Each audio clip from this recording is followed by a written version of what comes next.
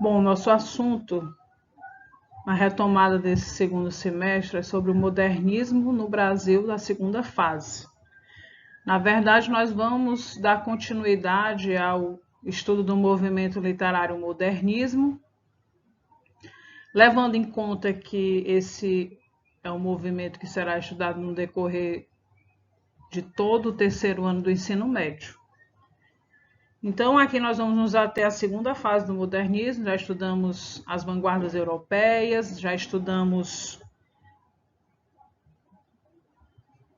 o pré-modernismo, modernismo na sua primeira fase, e agora vamos entrar na parte da segunda fase do modernismo, que compreende de 1930 a 1945.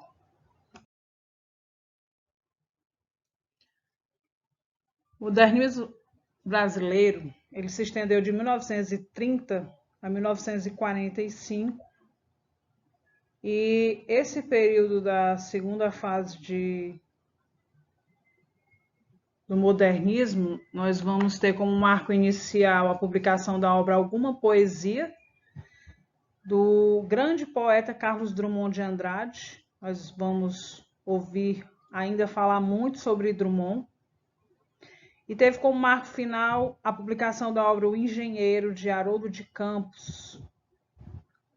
Gente, o mundo ainda sofria uma depressão econômica causada pela quebra da Bolsa de Nova York. O país estava em crise, o mundo estava em crise, não muito diferente de hoje.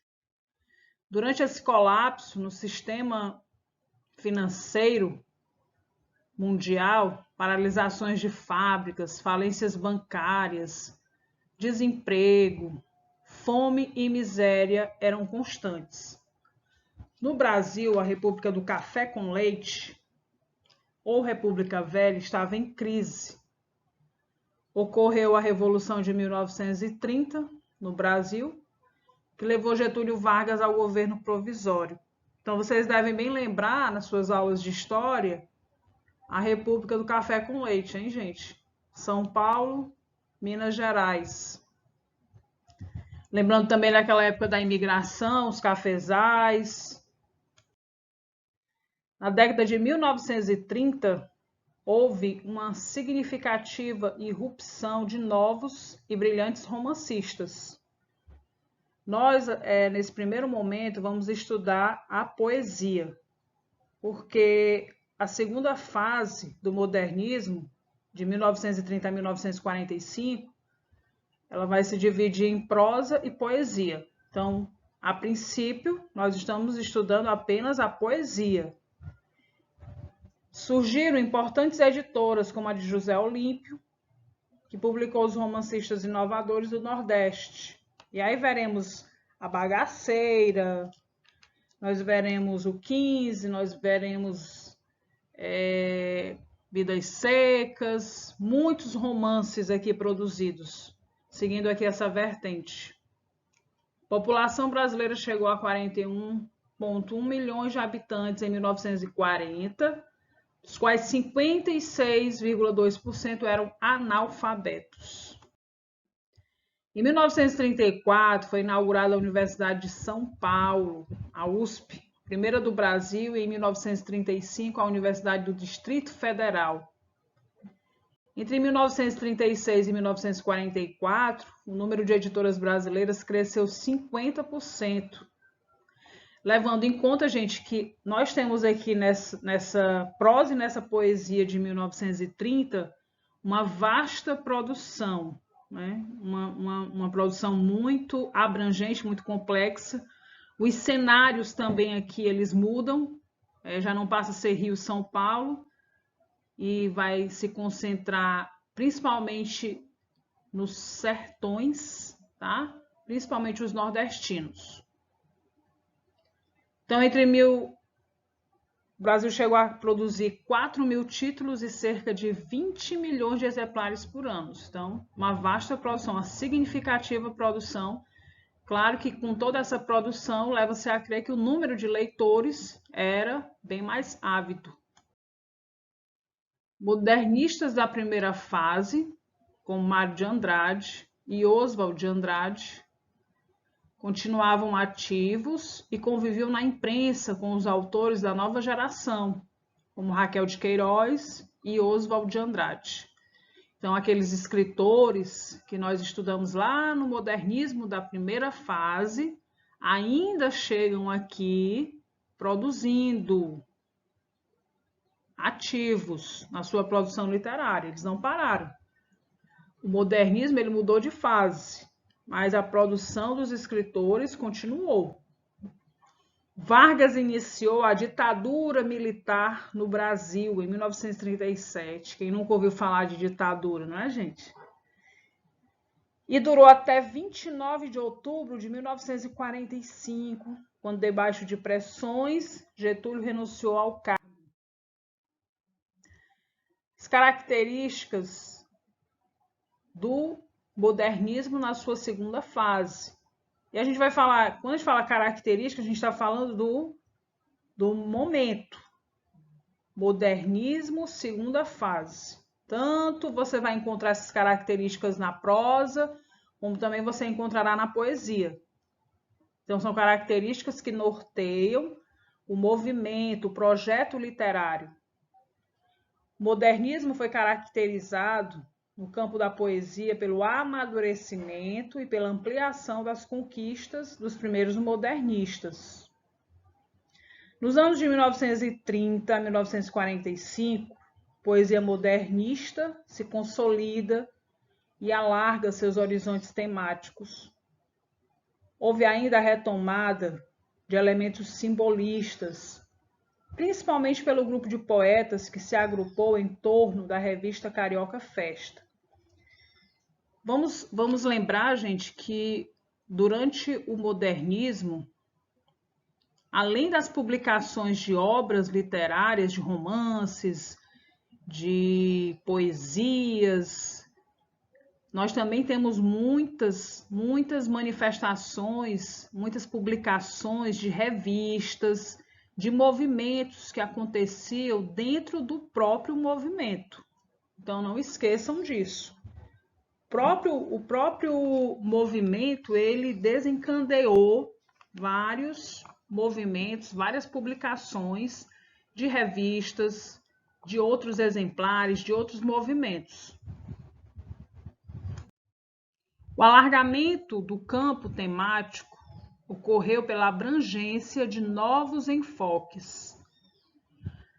Como se verá a seguir: amadurecimento e solidificação da poesia modernista, mistura do verso livre com formas tradicionais de compor poemas. Vamos lembrar que os versos livres são aqueles versos sem medidas, sem rimas. Então você fica livre para criar o seu verso com o número de sílabas poéticas que você quer, se você quer rimar ou não. Então, versos livres.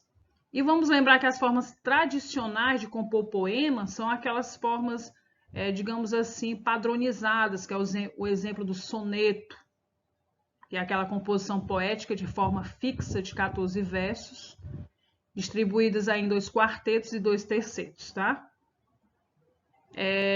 Mistura da temática cotidiana é o dia a dia, tá, gente? É o dia a dia, é o que nós estamos vivenciando, é o que nós estamos passando, é o que estamos vendo ao nosso redor. Com a temática histórico-social, é impossível você olhar ao seu redor, ver o que está acontecendo e não se ater aos acontecimentos, à história, aos problemas sociais. Isso fica inviável. Então, se eu olho o que acontece ao meu redor, se eu vejo o meu cotidiano, se eu enxergo além do meu umbigo, além do meu mundo, com certeza eu vou me ater a fatos históricos e sociais. Também a revalorização da poesia simbolista. Vocês viram isso muito bem com Augusto dos Anjos, lá no pré-modernismo. Ele é um poeta que vai se ater muito à questão dessas características simbolistas. E aqui na poesia de 30, nós teremos aqui a Cecília Meirelles. Ela vai apresentar algumas características da poesia simbolista. Cecília Meirelles ela vai se ater aí a algumas dessas características. Os modernistas afirmam libertação em setores como vocabulário. Lembra que aquele vocabulário que não é aquele vocabulário límpido, rebuscado, de difícil entendimento, mas é um vocabulário acessível, claro, objetivo. A sintaxe, que é essa despreocupação com a gramática, com as regras, com as normas, com as concordâncias. Escolha dos termos, a própria maneira de ver o mundo. Vocês vão ver muito essa característica na obra de Carlos Drummond de Andrade. Pregaram a rejeição dos padrões portugueses, olha, totalmente avesso, contra a esses padrões portugueses. A valorização diferente do léxico, desejo de ser atuais, exprimir a vida diária, dar estado de literatura aos fatos da civilização moderna, retratava coisas cotidianas descrevendo com palavras de todo o dia. Estilo retórico e sonoro. E principais autores e obras. A nossa prosa de ficção. Gente, aqui nós vamos dar uma parada, porque não nesse momento eu vou falar para vocês sobre a prosa, eu vou falar só sobre a poesia, então vamos avante. A poesia nessa época, ela vivia um de seus melhores momentos. Tratava de um período de maturidade e alargamento das conquistas dos modernistas da primeira geração. E nessa geração os poetas sentiam-se à vontade, tanto para criar um poema, com versos livres, quanto para fazer um soneto, sem que isso significasse voltar ao parnasianismo. Então estava liberada, né? Liberada toda e qualquer forma de criação. E isso não significaria padronização, escravidão. Tá bom, gente? Ser moderno é exatamente isso. Ser livre. Ser livre, sem condicionamentos, sem medidas, sem retóricas, sem regras. Autores da poesia de 30. Olha, prestem atenção porque esses são os autores que nós vamos estudar. Mas vamos nos concentrar a nível de avaliações, Carlos Drummond de Andrade, Cecília Meirelles e Vinícius de Moraes. Então, esses são os 3 escritores que com certeza serão cobrados aí em posteriores avaliações. E para encerrar, essa aqui é a proposta de atividade. Eu quero que vocês façam aí, elenquem os acontecimentos. À medida que você realizar a leitura dessas páginas, você, no tópico Carlos Drummond de Andrade, vai encontrar acontecimentos e fatos relacionados à sua vida e também as características da sua produção literária, né? Dentre elas, não esqueçam de estar no mundo. Essa característica do cotidiano, estar no mundo, usar termos do cotidiano, tipos do cotidiano, é bem característico da personalidade do Carlos Drummond de Andrade. Então, bom dia e boa atividade.